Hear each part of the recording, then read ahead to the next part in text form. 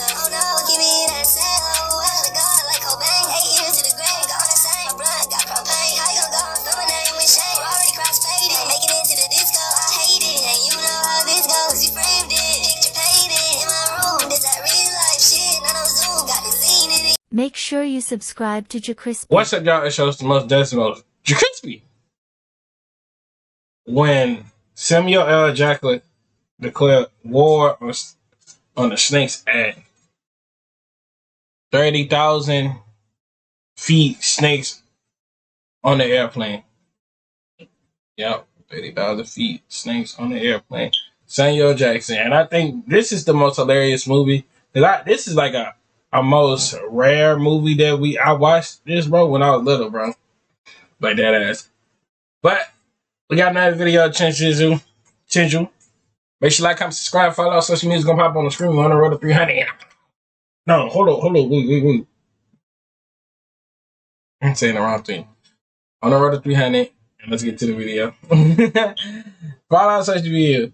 I don't know. So that was my ending. I always get that mug confused sometimes. You ever have one of those movie titles that just tells you everything you need to know? No cryptic metaphors, no artsy symbolism. Just boom. Boom, boom, boom. Boom, boom. Snakes on a plane. That's it. That's the pitch. And somehow, this wasn't a fake movie inside another movie. Hollywood actually looked at the title and said, Damn, what is that, bro? Oh!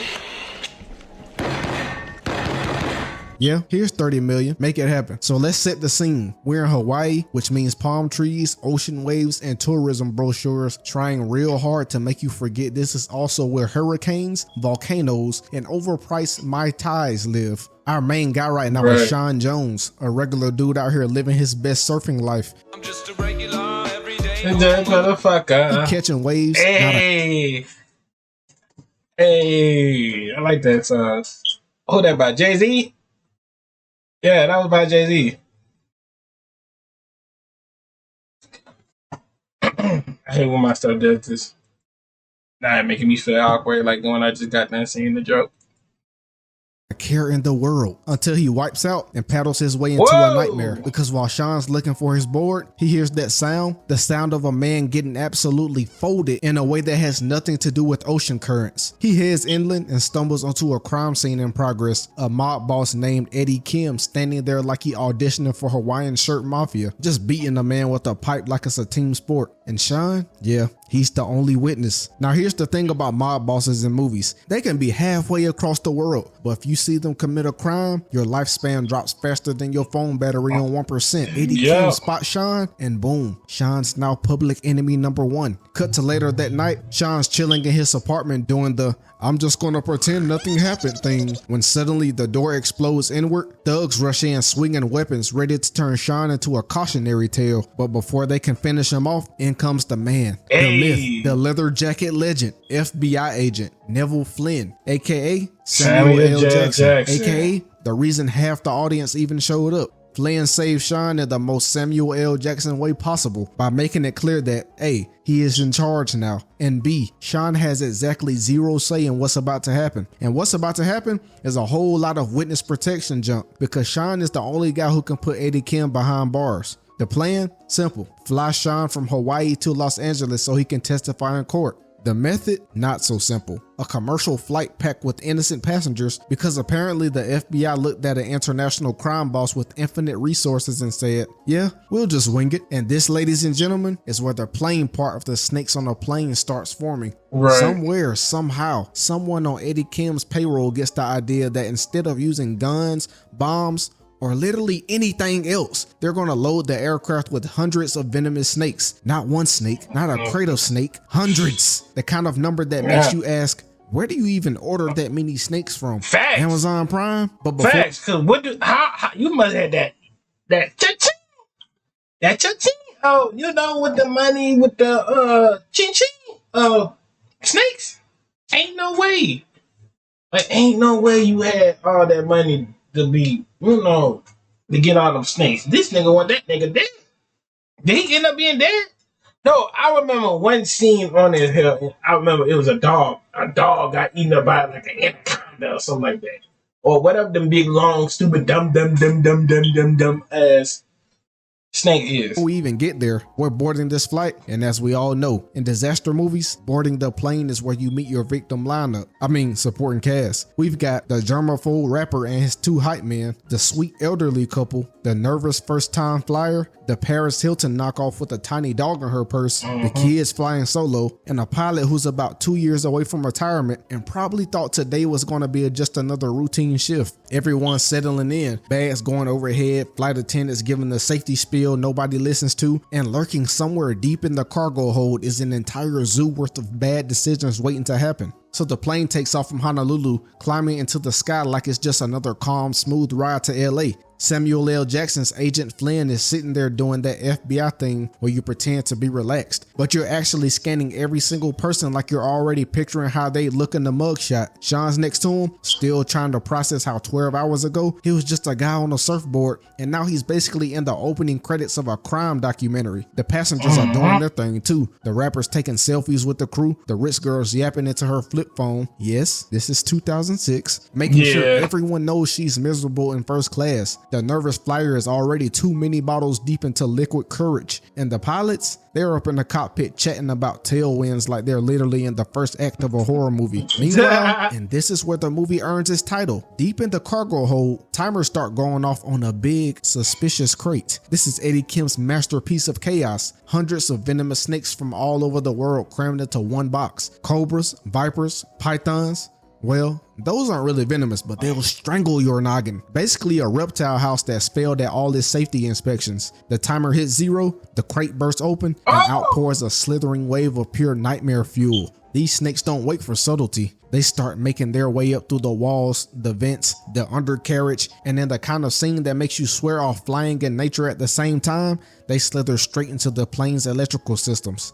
Lights flicker and air vents rattle, and somewhere in first class, a lady's thinking, wow, that's a weird smell, without realizing she's about to have a front row seat to hell. The first victims, a couple who snuck into the plane's bathroom to, let's say, get to know each other better, because yes, the Mile High Club exists in disaster movies purely so characters can be the first to die. The snakes come up through the walls and boom, instant. That's what crazy though, as I'm saying though.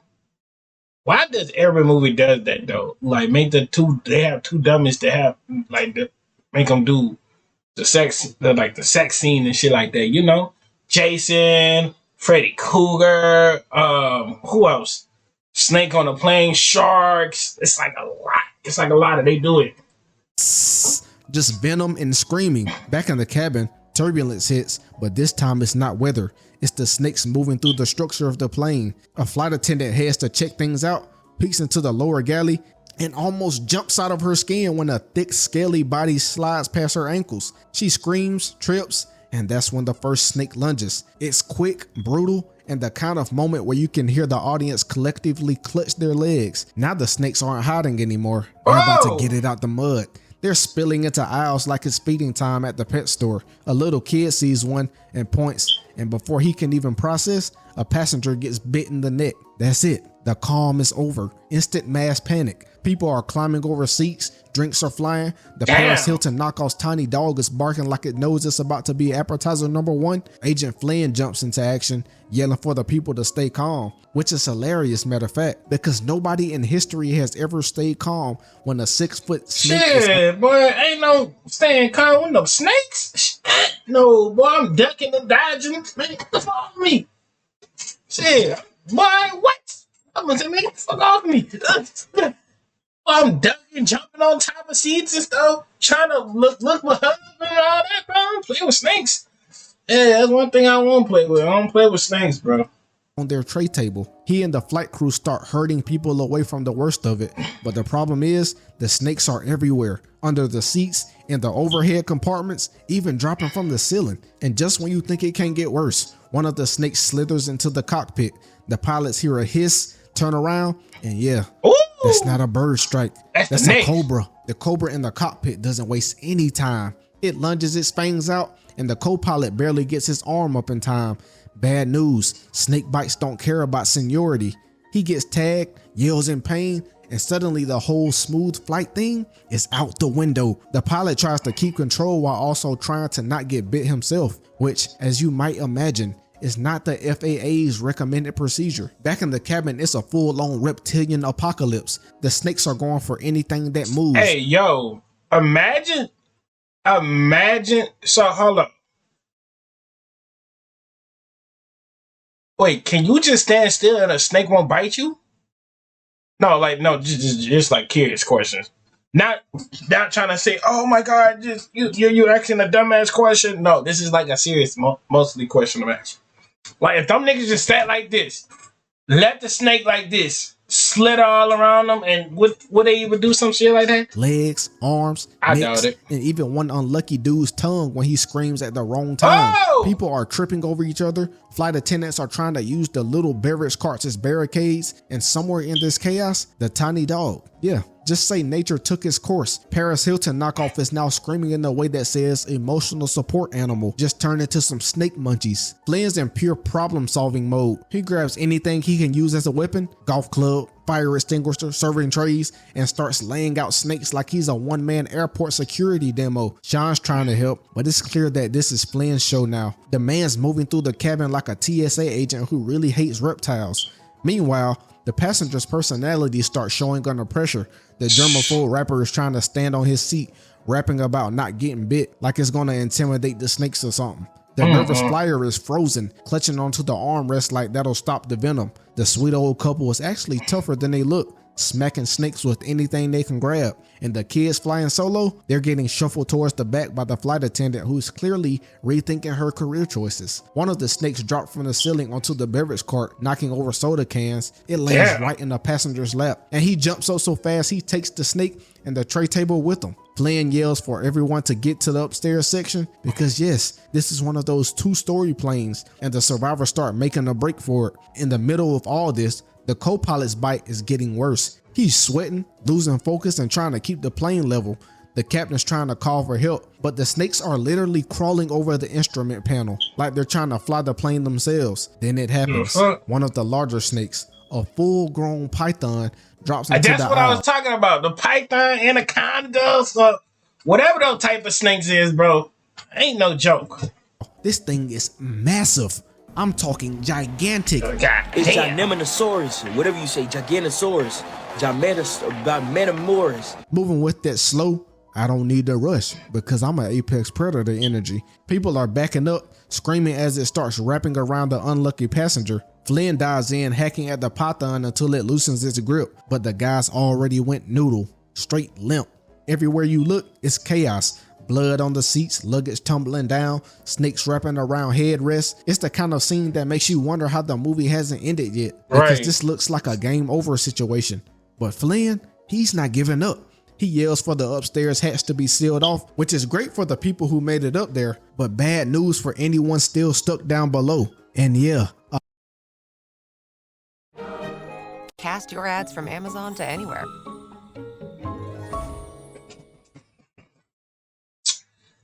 a lot of people Now still. I'm thinking, they got that one guy. They're like, you know what? Come on, bah, bah.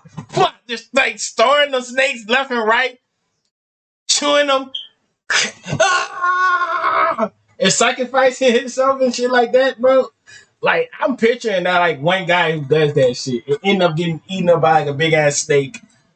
Just to stall below. Upstairs, the surviving passengers are catching their breath, but it's not like they can relax. You can still hear the hissing and screaming from the deck below. Flynn checks on the co-pilot, and yeah, that man's not making it to LA without serious medical attention. His arm done swole up to Thanksgiving turkey levels. His breathing is shallow, and he starts losing consciousness. That leaves exactly one pilot keeping this gigantic metal tube from becoming a fireball in the Pacific. The captain's doing his best, but he's rattled. He tells Flynn they need to get control of the cabin or the whole plane's at risk. Flynn nods like, don't worry, I've handled worse. Which is funny because, no, you haven't.